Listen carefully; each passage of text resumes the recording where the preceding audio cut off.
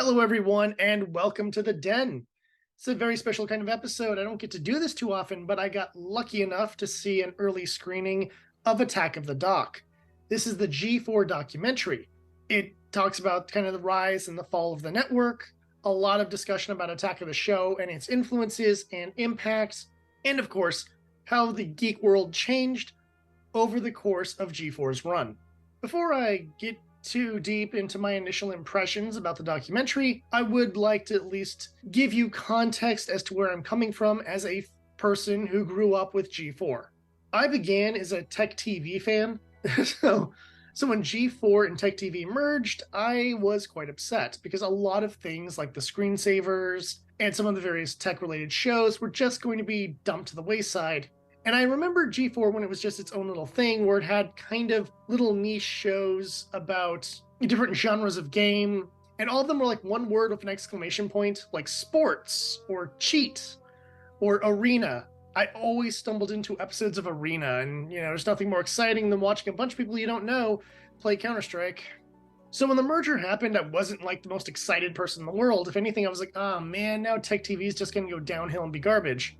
Which, thankfully history proved me wrong on that. They fused together and it was kind of some growing pains at first, but you really saw kind of the channel evolve and become this really interesting entity. Yes, I lost extended play, but in exchange I got X-Play, which you could argue was better in a lot of ways. Not only the addition of Morgan Webb, but even the production value and even the review quality kind of went up a little bit.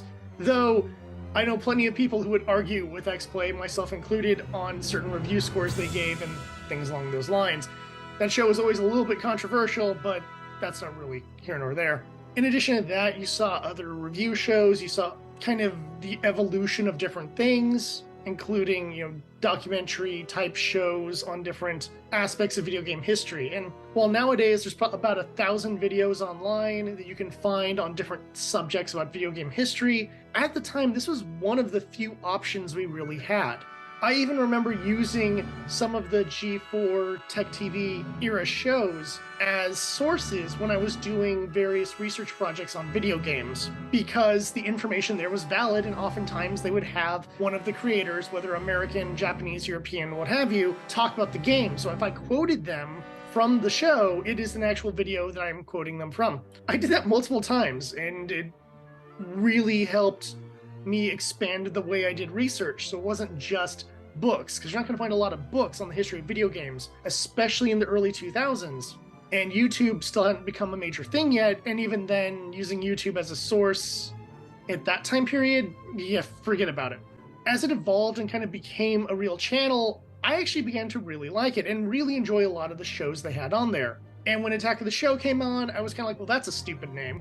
But I had friends who watched it, so I was like, sure, I'll watch it too. And before I knew it, I began loving the show. And even if I was doing schoolwork or I was just taking care of things around the house, G4 would kind of be in the background. It was just something that worked really well for me, because there'd always be something kind of interesting on or something kind of weird on, and that worked for just kind of having that background noise plus familiar faces that just, were nice to have. I liked a lot of the crew they had on G4.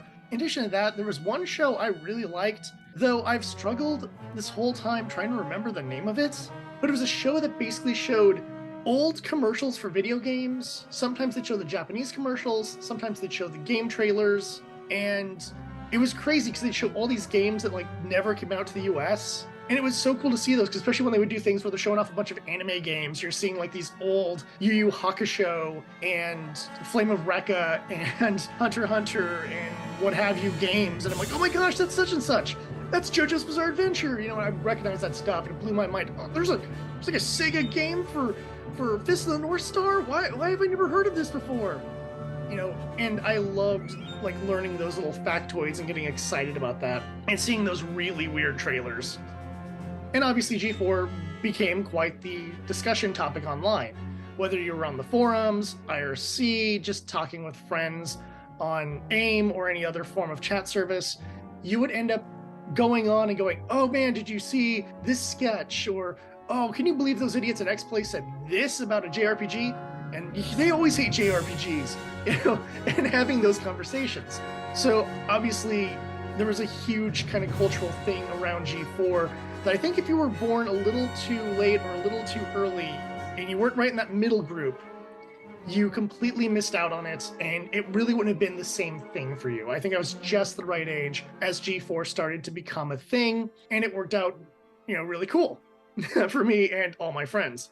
The documentary, of course, is put together by Chris Gore, who I didn't realize actually had worked on multiple different movies and documentaries in the past, which is really awesome. I knew him best from DVD Doomsday, from Attack of the Show, where he'd go say, here's the new DVDs for this week, this.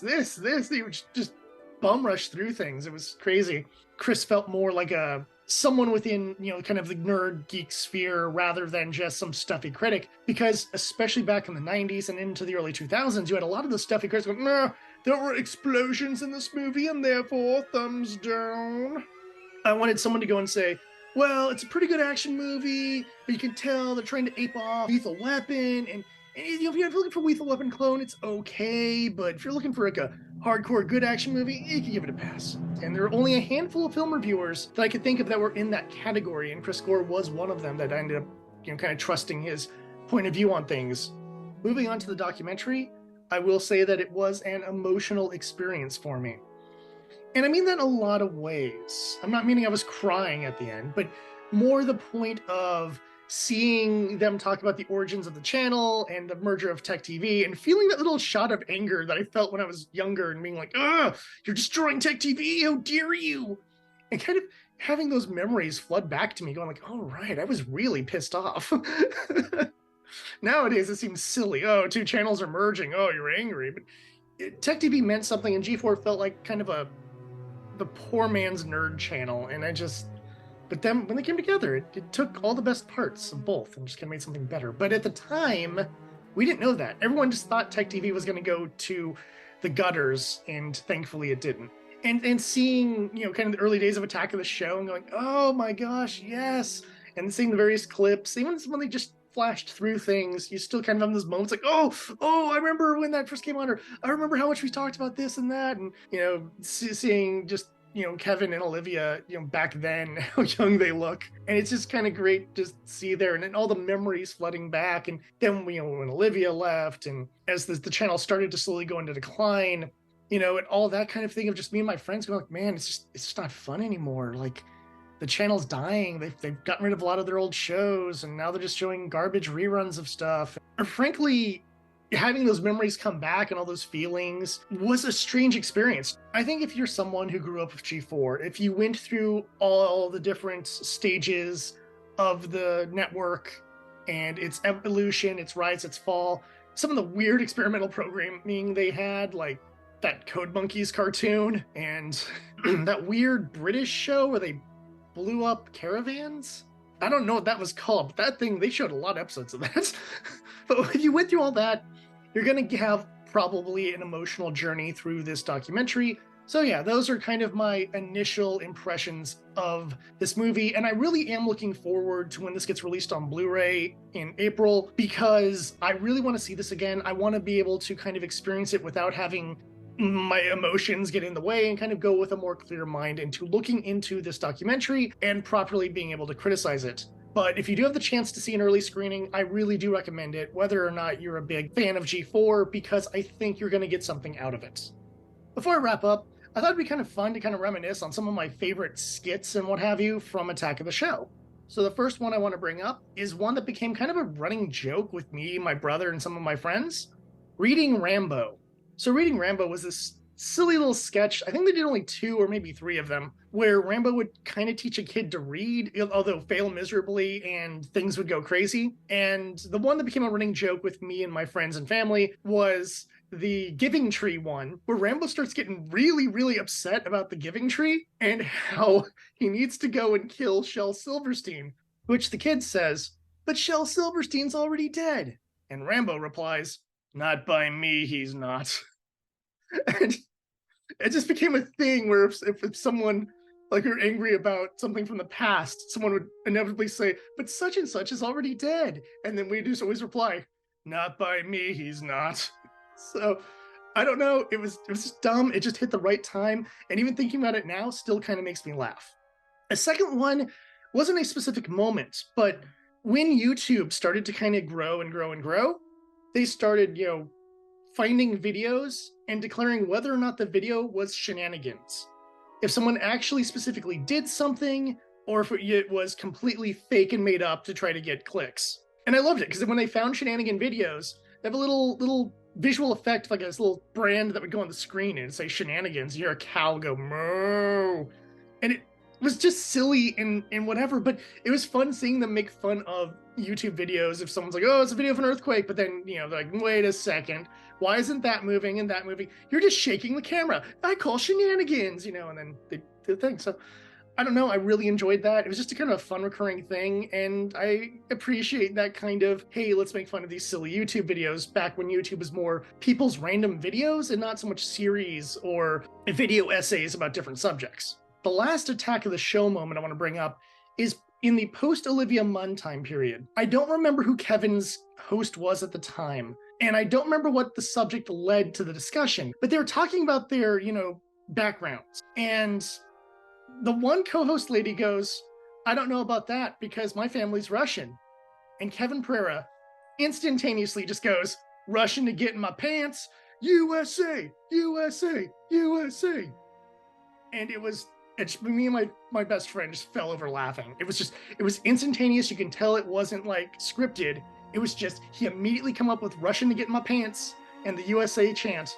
And that became a running joke as well whenever a Russian character would show up in something, or there was she's a Russian model, and this is like, Russian to get in my pants, USA, USA, became the running joke with us for a while. And I think that's what made some of the skits and what have you with Attack of the Show work, is that they became running jokes in the community that me and my friends, even if it didn't spread out as far as the entire, fandom of G4 and Attack of the Show, but if amongst me and my friends, we had those specific things we'd reference, it became part of our personal zeitgeist. As a side note, there were some pretty strong X-Play moments as well. One of my favorites, of course, is Splinter Cell Co-op Theater, where Agents Bob and Steve would always botch a mission, and it was always just kind of silly and ridiculous. I think the running joke amongst me and my friends was, you killed me, and I revived you, so it's okay now. No, it's not. The other one that, of course, me and my friends loved, especially my comic book friends, was Roger, the Stan Lee Experience, which is just an incredibly crass set of skits they did, with a lot of the jokes being about Stan Lee, treating Jack Kirby terribly, or getting in fights with Bob Kane and things like that. So there's a lot of fun, and it's incredibly crass and blue. And if you're going to go try to find some of these clips and you're not into really blue humor, don't look up Roger. You're not going to find it funny.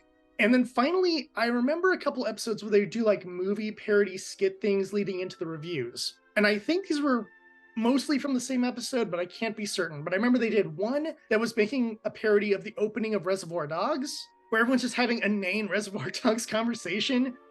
And I think that was the lead into the review of the Reservoir Dogs game, which came 15 years after the movie came out. So it was super timely. And the other one that I think I loved even more was the Breakfast Club parody, which got several of the Attack of the Show actors in together in order to fill out the roster of the students. I appreciated it as a lover of 80s movies. So yeah, decided to just do a long-winded diatribe there about some of my favorite skits, but when am I ever gonna have the chance to do that? I don't get to talk about G4. I mean, other than that other one, which I guess I could do a video about. But what really matters is that this brought up a lot of memories and allows me to share some of my favorite G4 moments with you, my lovely viewing audience. More importantly, I want to know what your favorite G4 moments are. Let me know what your favorite skits were, whether they were X-Play or Attack of the Show or any of the other myriad of shows and stuff. A lot of them did skits or had great moments. I mean, the fact that they had a review show of Tommy Tallarico, can you believe it? In a review show. An actual thing, you can look it up. It was called Judgment Day. It was great. Having all this flood of memory is just really nice, and I would love to share that with other friends out there in the viewing audience who loved G4 and everything they brought to the geek culture community.